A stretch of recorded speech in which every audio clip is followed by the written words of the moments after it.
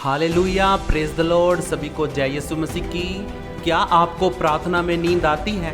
क्या आपको बाइबल पढ़ते समय नींद आती है? क्या आपको वचन समझ में नहीं आता है? क्या आप आलसी हैं? क्या प्रार्थना के समय आपका ध्यान भटक जाता है? अगर आपको इनमें से कोई भी प्रॉब्लम है तो इस वीडियो को पूरा देखना।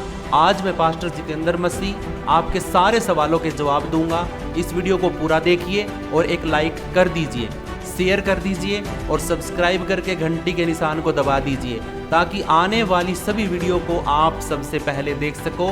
तो चलिए शुरू करते हैं आज की वीडियो। मेरे प्रियो, बहुत बार हमारे मनों में यह सवाल आता है कि जब हम रोज अपने काम करते हैं, जैसे मोबाइल चलाते हैं, टीवी देखते हैं या दोस्तों से बातें करते हैं, तो हमें बिल्कुल भी नींद नहीं आती है। लेकिन जैसे ही हम बाइबल खोलकर वचन पढ़ते हैं या घुटने टेक कर प्रार्थना करने लगते हैं, अचानक से नींद आने लगती है, उबासी आने लग जाती है और ध्यान भटक जाता है। यह सब लगभग हर विश्वासी के साथ कभी ना कभी जरूर हुआ होगा। तो सवाल यह है, ऐसा क्यों होता है? क्या यह केवल शारीरिक थकान है या इसके पीछे कोई गहरा कारण है? बाइबल हमें सिखाती है कि यह केवल शारीरिक समस्या नहीं बल्कि आत्मिक युद्ध भी है। यीशु ने जब अपने चेलों से कहा कि वे उसके साथ प्रार्थना करें, तब वे बार बार सो गए। वो हर बार सो जाते थे। तब यीशु ने मत्ती 26:41 में अपने चेलों से कहा, आत्मा तो तैयार है पर शरीर दुर्बल है। इसका मतलब यह है कि हमारी आत्मा प्रार्थना करना चाहती है लेकिन और परमेश्वर से जुड़ना चाहती है, लेकिन शरीर उसकी राह में रुकावट डालता। शरीर नहीं चाहता कि परमेश्वर से रिश्ता बने और वो रुकावट डालता है। सिर्फ इतना ही नहीं, बाइबल यह भी बताती है कि शैतान हर समय हमें परमेश्वर से दूर करने की कोशिश करता है। वह जानता है कि अगर हम नियमित रूप से प्रार्थना करेंगे और वचन पढ़ेंगे तो हमारा आत्मिक जीवन मजबूत होगा और वह हमें हरा नहीं पाएगा। इसलिए वह हर तरह के तरीकों से हमें रोकने की कोशिश करता है, कभी नींद के जरिए, कभी उबासी के जरिए और कभी हमारे मन को इधर उधर भटकाकर। प्रेरित पतरस हमें चेतावनी देता है। वो कहता है, सावधान और सचेत रहो, तुम्हारा शत्रु शैतान गर्जने वाले सिंह के समान इस खोज में रहता है कि किसको फाड़ खाए। पहला पतरस 5:8 में उसने कहा है। अब सवाल उठता है कि हमें इससे कैसे जीतना है। उत्तर सीधा सा है मेरे प्रियो, आत्मा में जागते रहो और शरीर को वश में रखो। राजा दाऊद भजन संहिता 5:3 में कहता है, भोर को मैं अपनी प्रार्थना तेरे सामने रखूंगा और बाट जोहूंगा। यानी उसने समय निकाला, अपने मन को अनुशासन में लेके आया और परमेश्वर की उपस्थिति को पहला स्थान दिया। ये तीन चीजें अगर हम करते हैं तो सच में हम अपनी आत्मिक कमजोरियों से बाहर निकल के आ सकते हैं। यीशु मसीह भी क्या करता था? सुबह 3 बजे उठ करके प्रार्थना करता था। राजा दाऊद भी क्या करता था? भोर को सुबह उठ करके प्रार्थना करता था, अपने शरीर को तैयार करता था, उठता था, अनुशासन में लेके आता था। शरीर भागता था आलस की तरफ, लेकिन राजा दाऊद आत्मा के द्वारा शरीर को कंट्रोल करता था। हालेलुया। और पहला स्थान परमेश्वर को देता था। हमें भी यही करना है। हालेलुया। प्रिय भाइयों और बहनों, यह समझना बहुत जरूरी है कि वचन पढ़ना और प्रार्थना करना केवल एक धार्मिक आदत नहीं है। ये कोई रीति रिवाज नहीं है कि हाँ भाई सब कर रहे हैं तो हम भी प्रार्थना करेंगे, सब आराधना कर, सब बाइबल पढ़ रहे हैं तो मैं भी पढ़ूंगा। ऐसा नहीं है, बल्कि यह हमारी आत्मा का भोजन है। ये सबसे जरूरी है। आप जब सुबह उठते हो तो आपको नाश्ता चाहिए ही चाहिए। हालेलुया। आप जब रात को सोने से पहले आपको भोजन यानी डिनर करना ही करना है। नहीं करोगे तो नींद नहीं आएगी। तो आप अपनी आत्मा को भूखा कैसे सुला सकते हैं? तो इसीलिए प्रार्थना और वचन पढ़ना ये आपकी आत्मा का भोजन है। जब हम शरीर को भोजन नहीं देते तो वह कमजोर हो जाता है। उसी तरह जब हम आत्मा को वचन और प्रार्थना का भोजन नहीं देते तो आत्मा कमजोर हो जाती है। और यही कारण है कि शैतान हमें इस भोजन से दूर रखना चाहता है। इसलिए जब भी आपको लगे कि प्रार्थना के समय नींद आ रही है या वचन पढ़ते पढ़ते ध्यान भटक रहा है तो इसे हल्के में नहीं लेना चाहिए। यह आत्मिक युद्ध है। पवित्र आत्मा से सहायता मांगने की जरूरत है। हमें अपने मन को अनुशासन रखना है, और जागते रहना है। जब हम अपनी आत्मा को और अपने शरीर को कंट्रोल में करके और प्रार्थना और वचन में लगे रहेंगे, तब हम धीरे धीरे देखेंगे कि हमारी आत्मा हमारे शरीर के कामों पर, आलस्य पर, उबासी पर, नींद आने पर कंट्रोल कर रही है, और शैतान की जो चाल है ना वो निष्फल हो जाएगी, वो हार जाएगा और वो फिर तुम्हारे पीछे नहीं आएगा। क्या आपने कभी यह महसूस किया है कि जैसे ही आप बाइबल पढ़ने बैठते हैं या प्रार्थना करने लगते हैं, अचानक से नींद आने लगती है, अजमाई रुकती ही नहीं है और ध्यान भटक जाता है? ये क्यों होता है? क्या ये सिर्फ थकान है या इसके पीछे कोई आत्मिक कारण भी छिपा हुआ है? आज हम बाइबल से जानेंगे कि प्रार्थना और वचन पढ़ते समय नींद क्यों आती है और इसे कैसे जीत सकते हैं। तो वीडियो को अंत तक जरूर देखें, क्योंकि आज का यह संदेश आपके आत्मिक जीवन को बदल सकता है। और इस वीडियो के लास्ट में मैं आपके लिए प्रार्थना और कुछ वचन के साथ घोषणा करूंगा, तो प्लीज सभी इस वीडियो को पूरा लास्ट तक जरूर देखना। हालेलुया। पहला पॉइंट है शरीर की दुर्बलता। मत्ती 26:41 में लिखा है, जागते रहो और प्रार्थना करो कि तुम परीक्षा में ना पड़ो। आत्मा तो तैयार है पर शरीर दुर्बल है। ये सच में है मेरे प्रियो, आत्मा तो हमारी तैयार है। हम चाहते हैं कि आत्मा में प्रार्थना करते रहें, आराधना करते रहें और सारी रात और सारा दिन हमें लगे रहें, लेकिन हमारा शरीर जवाब दे जाता है। शरीर हमारा कमजोर है, इसीलिए वो हमें रोकता है और इसी कारण से हम परीक्षा में पड़ जाते हैं, प्रार्थना नहीं कर पाते हैं और परीक्षा में पड़ जाते हैं। जब यीशु ने गत्समनी के बाग में अपने चेलों से प्रार्थना करने को कहा तो वे बार बार सो गए थे।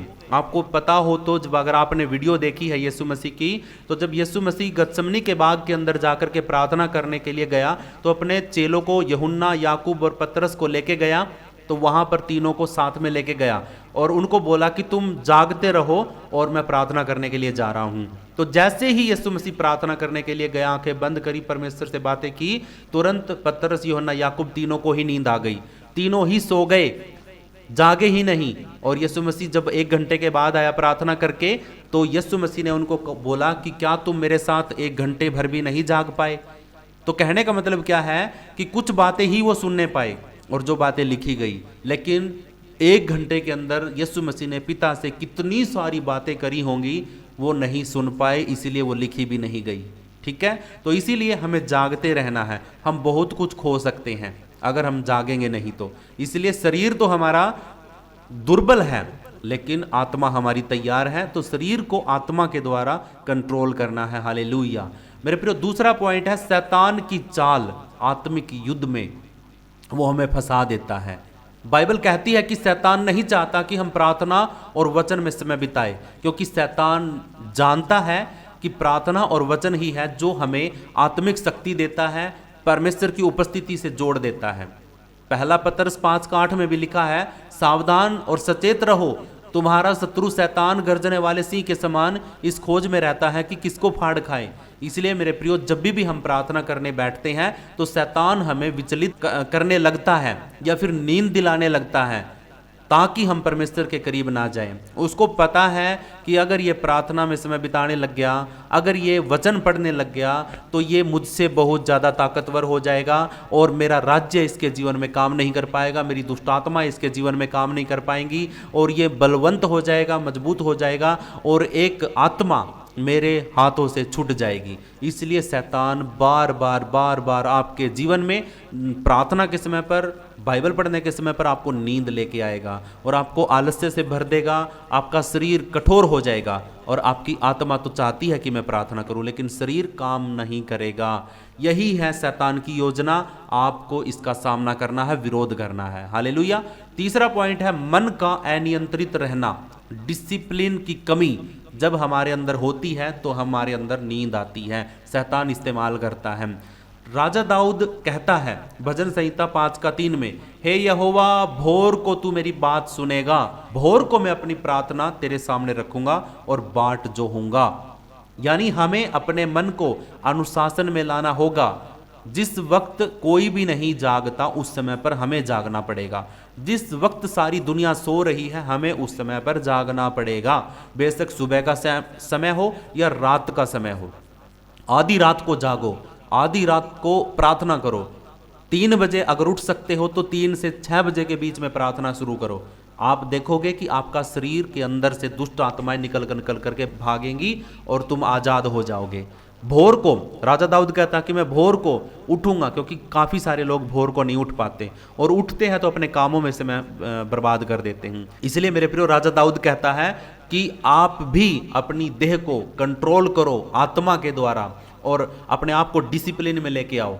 डिसिप्लिन की कमी जब होती है, हमारे अंदर अनुशासन नहीं होता है और हमारी चीज़ें कंट्रोल में नहीं होती है, तो इसी कारण से हमारा शरीर हमारी आत्मा को कंट्रोल कर लेता है।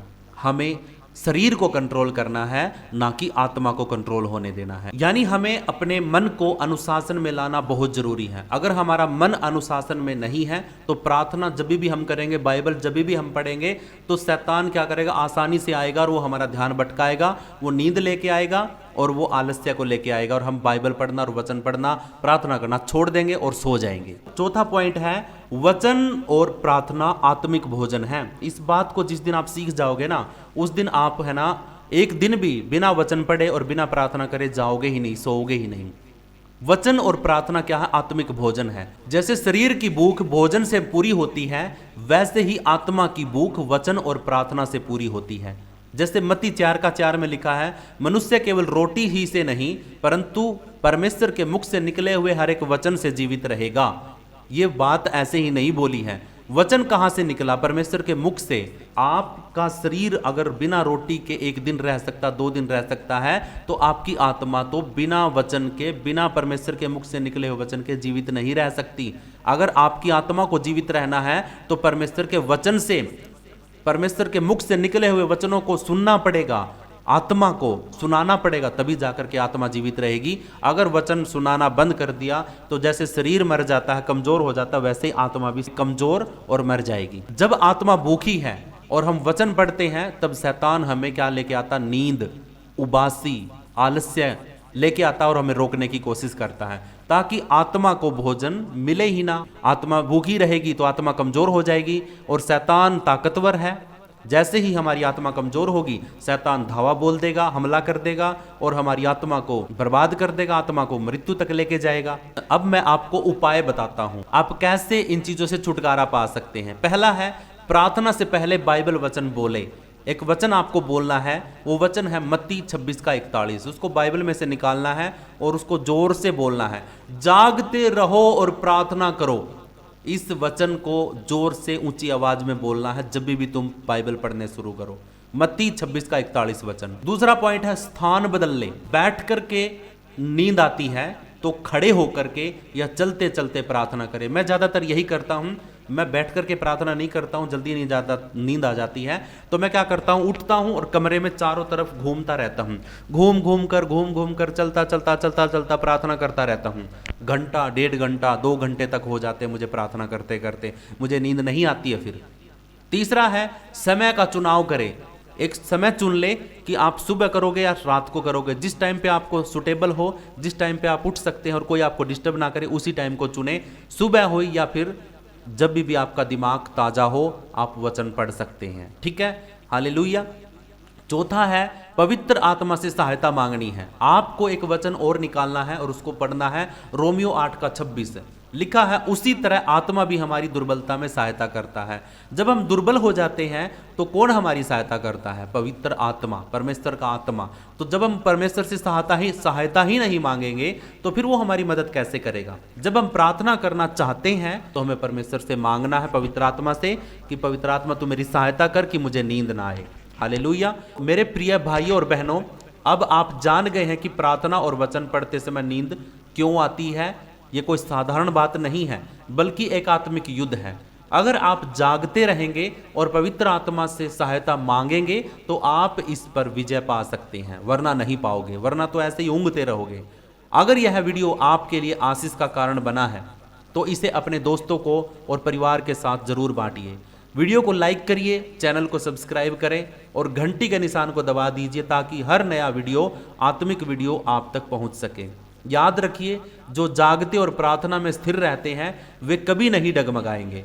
अगर कोई मेरे साथ हर रोज रात 9 बजे से 10 बजे तक ऑनलाइन प्रार्थना संगति में जुड़ना चाहता है तो कृपया इस वीडियो को पोस्ट को आप नीचे कमेंट में लिखिए। इस वीडियो के कमेंट बॉक्स में आप लिखिए मुझे प्रार्थना में जुड़ना है। बस मैं आपको व्यक्तिगत रूप से नंबर भेज दूंगा और आपको हमारी संगति में जोड़ दूंगा। और अगर कोई भाई बहन हमें अपनी भेंट या दशवांश देना चाहता है या ऑफरिंग देना चाहता है, वह भी हमें कॉल या मैसेज कर सकते हैं या कमेंट में लिख सकते हैं कि हम आपकी मदद करना चाहते हैं। तो मेरा नंबर मैं आपको बता रहा हूं 7988885930 और ये आपको कमेंट में भी मिल जाएगा, डिस्क्रिप्शन में भी मिल जाएगा। आपकी प्रार्थना और सहभागिता से ही परमेश्वर का कार्य और अधिक बढ़ता है। जब आप हमारे साथ प्रार्थना में जुड़ते हैं, सहभागिता करते हैं, संगति में जुड़ते हैं तो परमेश्वर का काम बढ़ता है। आइए हम सब मिल करके परमेश्वर की उपस्थिति में बढ़े और आत्मिक जीवन में मजबूत होते चले जाएं। हालेलुया। अब मैं आपके लिए कुछ घोषणाएं करना चाहता हूं।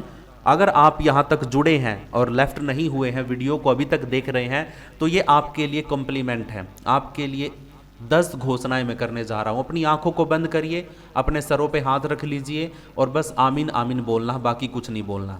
मैं बोलूंगा, आपने आमीन बोलना है बस। हालेलुया। मत्ती 26 का 41 वचन में लिखा है, जागते रहो और प्रार्थना करते रहो ताकि तुम परीक्षा में ना पड़ो। मैं घोषणा करता हूं कि मैं अब आत्मिक रूप से जागता रहूंगा, क्योंकि प्रभु ने मुझे सोने के लिए नहीं बल्कि प्रार्थना करने के लिए बुलाया है। हालेलुया। यीशु के नाम में आमीन।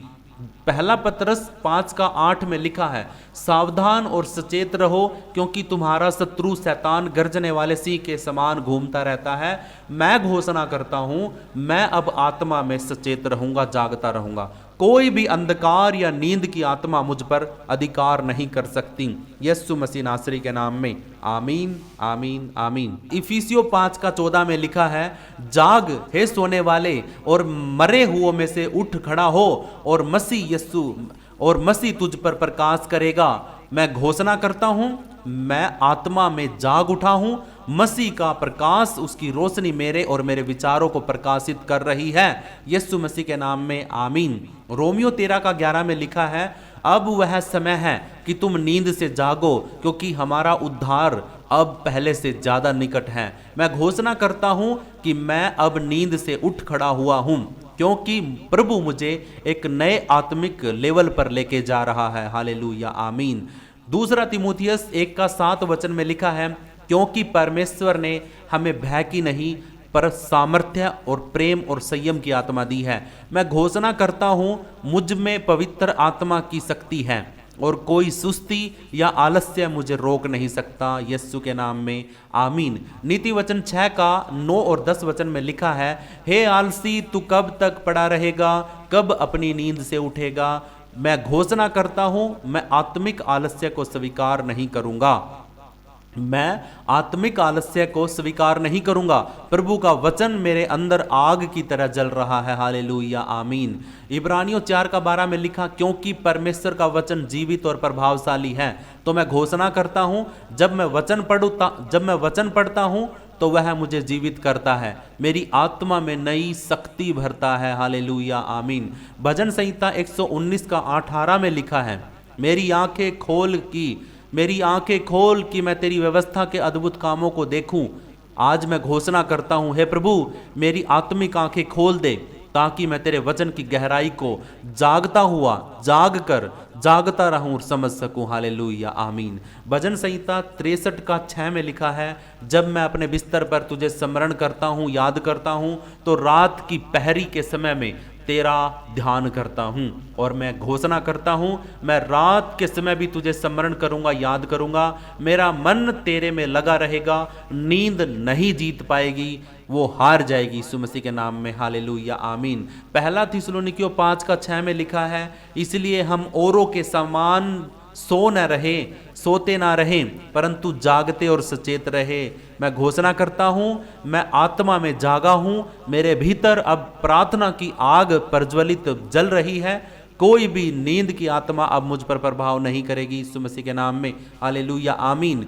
मैं सोने के लिए नहीं बल्कि प्रभु की उपस्थिति में जीने के लिए बुलाया गया हूं। मेरे मन शरीर और आत्मा पर अब पवित्र आत्मा की सामर्थ उतर चुकी है।